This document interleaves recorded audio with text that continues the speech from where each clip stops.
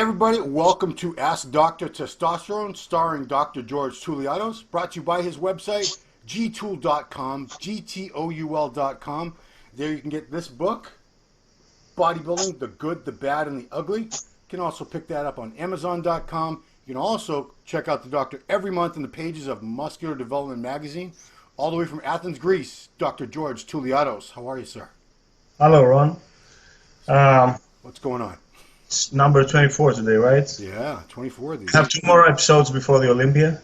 Right. I can't believe it. Yeah, I have. So Cedric is on the list, right? And Yes. well, by the way, as a matter of fact, Sean Ray posted something about Phil Heath, and he compared it to Arnold in 1980 in Sydney. So perhaps nobody will know, but until the very last week, well, Heath might announce his. Wow. Yeah. I think it'd be better if we didn't know until like the press conference, and he walked out there. Is it allowed officially, or he has to sign something before a week? He probably does have to sign a contract, but even then, that doesn't mean the Olympia committee has to tell anybody about it. You know? All right. You'd think Yeah. they'd want to, because that would, if there were any tickets left, that would make sure that they sold out, knowing Yeah, that absolutely. Phil Heath was in the show. But Yeah. I'd love that if Phil jumped yeah. in at the last minute. Oof, that'd be awesome.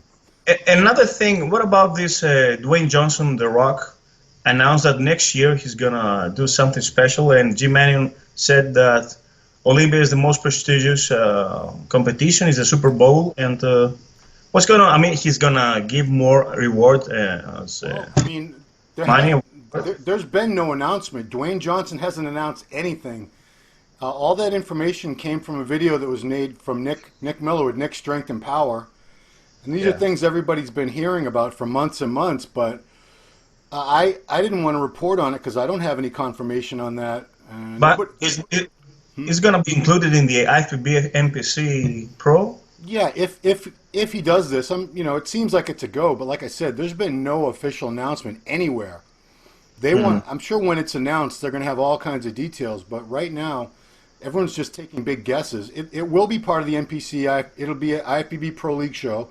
That I'm very sure of, because The Rock has had a relationship with the IFBB for a few years now. And his manager and ex-wife, Danny Garcia, she is a women's physique pro in the IFBB Pro League. But David Pecker and AMI rules the Olympia, right? They own it, yeah. So this is all rumors. There were rumors going around that Dwayne Johnson was going to try to buy the Olympia at one point. I don't know if that's true. Well, technically he can. I mean, his annual income is $1 million. So. Oh, way more than that. But I'm saying, even if he didn't personally have the money, I'm sure he could get investors. If he needed that kind of money, he could get it. But yeah, he's most likely going to do his own thing. People say it's going to be called the Rock Games, but like I said, we don't know for sure. But if it has more money than the Olympia, I still think the Mr. Olympia will always be the title all the guys want. Yes, certainly. Everybody wants to be the Mr. Olympia. Do you want to be Mr. Rock Games? Good point. Yeah, I'm sure you want the money. You want if maybe it's $1 million first prize. That's awesome. Yeah, show me the money. These guys need the money. It's a sport that doesn't pay very well compared to other sports: soccer, football, baseball, basketball, hockey. 400K, yes, ain't enough. Yes, it's not. I mean, that's what the worst players in other sports make. Considering the expenses that require to. And it takes a toll on the body. These guys, forget about the drugs, just the training. They get beat. I imagine that Arnold Schwarzenegger earned $1,000 in 1970 as a winner. Yeah.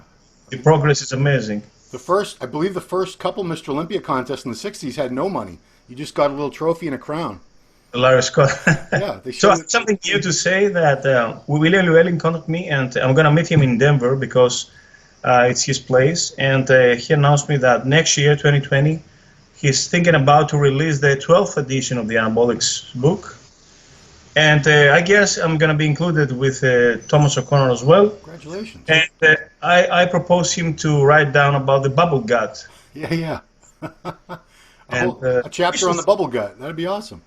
Yeah, because it's something that is not widely spoken, and it's very peculiar. Yeah. How many years ago was the 11th edition published, do you know? 2017. It was November. So it was, yes, very short, because number 10 was 10 years ago. Wow. Okay. Yeah. But 3 years, I'm sure a lot. If he comes out with this one in 2020, I'm sure a lot has changed with PEDs in 3 years. SARMs, yeah, with SARMs and secretagogues, yes. Right. Okay. Well, Okay, doctor, let's get some questions. Yeah. Yes, for sure. Okay. Yeah. You got. We're getting great questions, guys. You're giving the doctor a lot of good questions. He's choosing the ones he wants to answer based on, how challenging they are and how many people these are probably going to help. So the first question is, do steroids affect the glomeruli, I don't know how you say that, of the kidneys directly or through blood pressure mostly? Could you tell us what steroids are higher at being kidney toxic? For example, I heard Dr. Thomas O'Connor say equipoise is kidney toxic. Could you elaborate on this? Yes, that's a basic question. And as a matter of fact, anabolic steroids are excreted from the kidneys, and some of them are toxic to the kidneys. But also another factor which is also stresses the kidneys is blood pressure, as we said. So CNS stimulants stress the glomeruli, and because also kidneys regulate the blood pressure, the systemic blood pressure through the renin-angiotensin system. Now, steroids, all steroids elevate blood pressure through aldosterone release, which is a hormone from the adrenal glands that it's a mineral corticosteroid that retains sodium and water as a result, and this is a big fundamental how blood pressure elevates, and also how water retention occurs. That is one of the factors of muscle growth, the anabolic environment. Now, trenbolone is highly nephrotoxic, and we can observe this by the urine that has a brownish color and a heavy smell, odor. And it shouldn't be used over than 6 to 8 weeks. Trenbolone, yes. Stanozolol is also, even though it is hepatotoxic and also is cardiotoxic in terms that it messes and it promotes atherosclerosis, it also considered to be, as well as boldenone or equipoise, as Thomas O'Connor verified. And what happens is segmental glomerular sclerosis. That means glomerulus is the filtration of the kidney, so blood comes over there, and then it's the formation of urine through the glomerulus and also the tubules. But also to the tubules is toxic trenbolone. Therefore, it's not just the glomerulus that filtrates, but also tubular necrosis. And we evaluate proteinuria in the urine, which usually shouldn't be occur. And also some cylinders in the urine microscopic evaluation. And yes, protein traces are normal, but when you have proteinuria, so protein in amino acids in urine, this is something goes wrong. So yes, trenbolone, winstrol, and equipoise also they may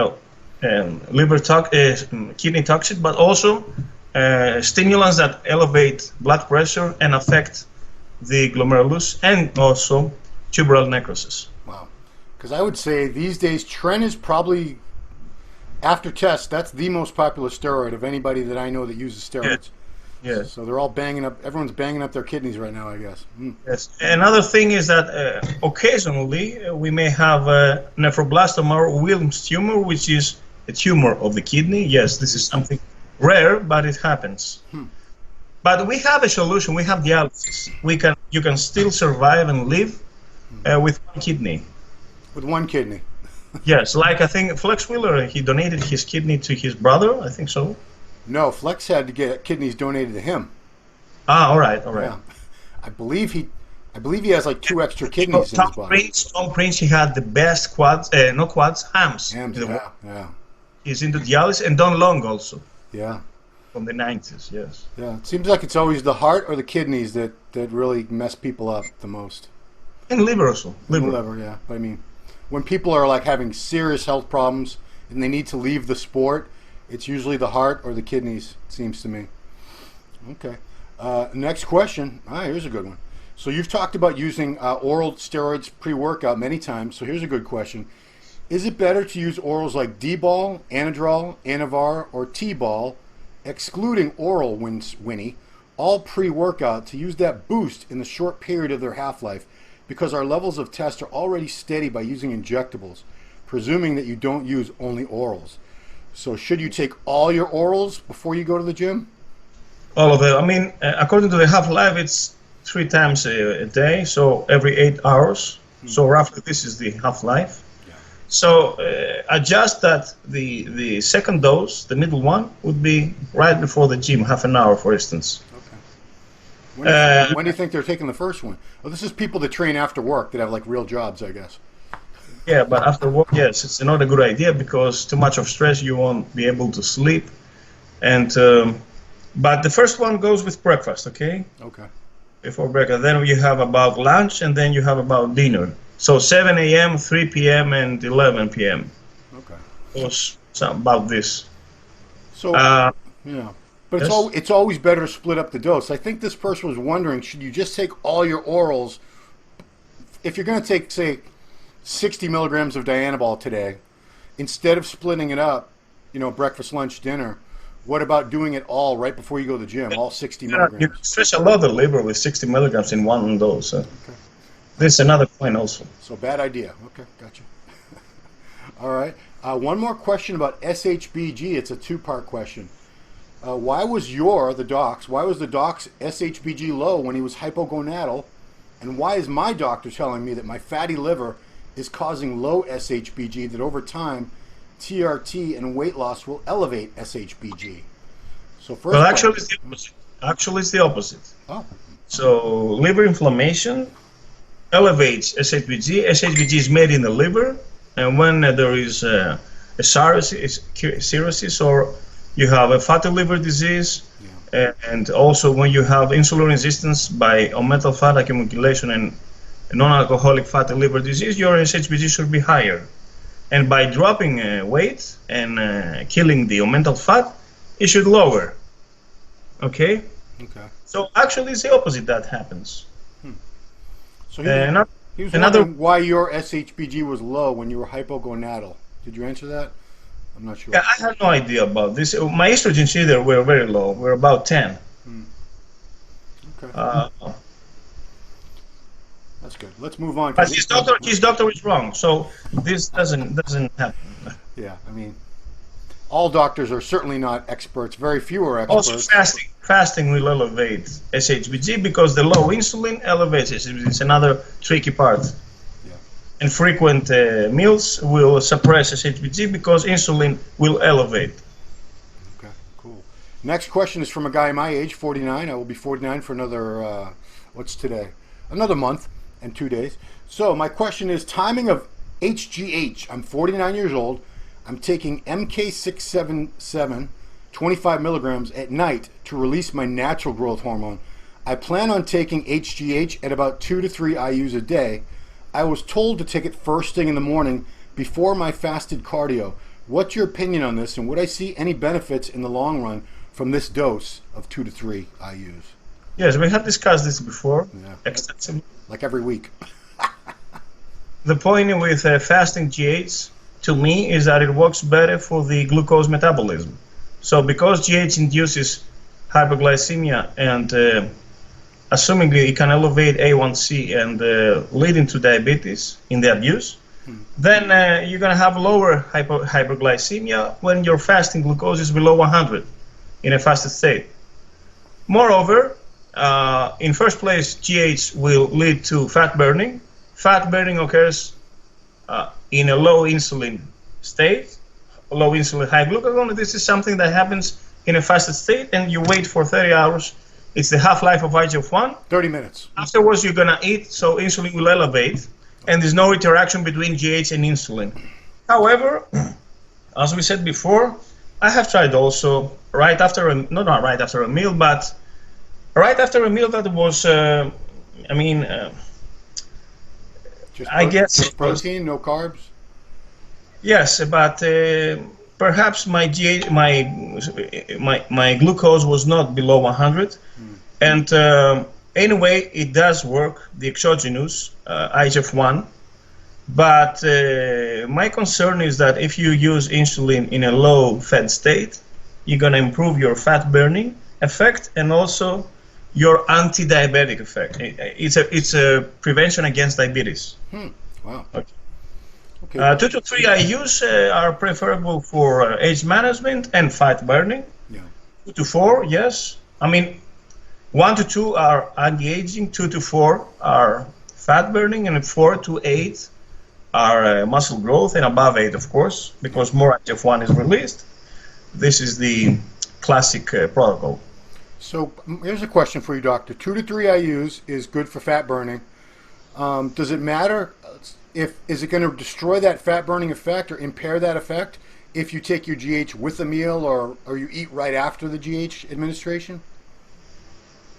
Well, I believe it's better if you take your GH in when your serum glucose is below 100. Yeah.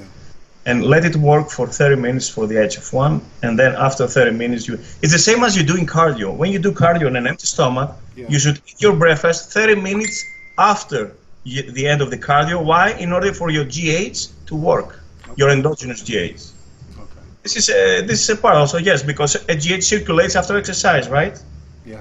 Also after weight training, they say if you focus on fat burning, have your post-workout meal in an hour after your weight training. Instead of when you want to gain muscle, you eat very shortly first carbs to boost insulin and then your protein, but in an hour window of 30 minutes. Okay, gotcha. Because when you eat, you close your GH production.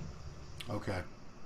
So always better off waiting 30 minutes after you do your GH shot before you eat. Got it. Okay.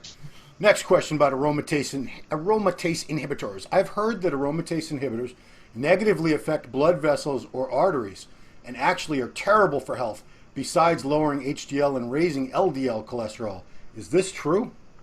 Yes, this is true, and as a matter of fact, they induce endothelial dysfunction, and Thomas Okor is an expert on that. Endothelium is the inner layer of the artery, and it's an organ itself. It has many abilities. Oh, wow. Endothelium, for instance, gives the permeability of the cells to all the nutrients, okay, and the nitric oxide also that vasodilates.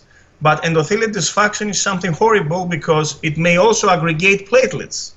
So nicotine, by smoking, disrupts endothelial, which is the inner layer, and you have the surface is not smooth, okay? It's more kind of how you say, it's a more aggressive surface. Okay. That this triggers platelets to go and form thrombus and clotting, you know? Blood clots, yeah. Yeah, so nicotine and smoking disrupts the endothelium, and also aromatase inhibitor, I searched it, and it does also. Yeah. Besides, it lowers HDL, which is heart protective, because it cleans up all the arteries, and it may elevate LDL, which is the bad cholesterol that deposits the clots. Yeah. Try not to use aromatase inhibitors within TRT because it's low the dose until 200 milligrams. So you better split this dose in smaller one and frequent.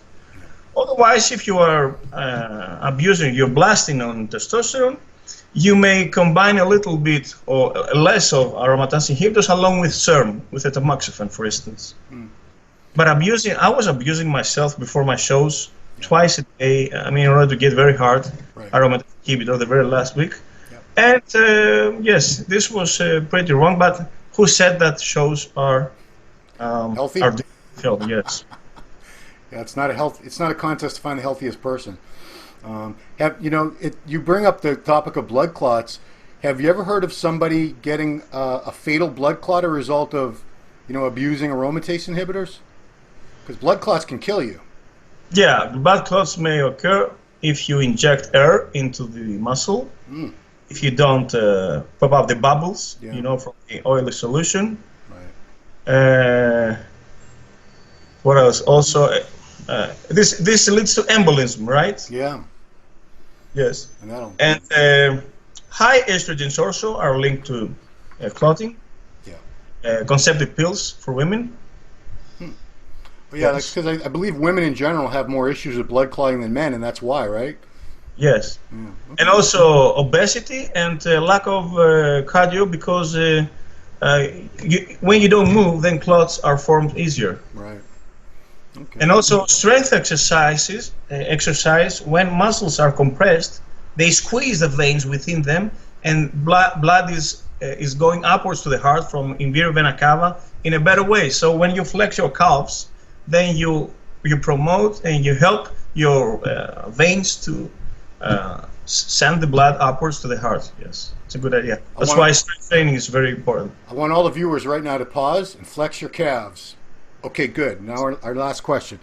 When you're traveling in the plane, for instance, for a long time, yeah.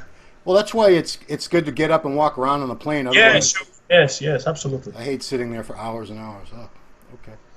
Also, you always want to get the aisle in case you need to go to the bathroom, because sometimes if you're on the inside, the person on the aisle's asleep and you got to wake them up to go to the bathroom. Just saying. Okay, last question. Just wondering about the last question. This must have been the last episode. Regarding low estrogen while the free and total SHBG are in good range. Dr. T recommends introducing HCG or PCT. How about other orals like Nolvadex or Clomid or AI just to avoid the spike with the estrogen or gyno? What would be the ideal dosage for both HCG and the other orals, and for how long? Thanks a lot for the amazing show. So the question in first place last time was, what if you have very low estrogen, right? Yeah. So I tell them to introduce a little bit of HCG in order to increase estrogen through the endogenous testosterone production and the aromatization of free testosterone. Yeah.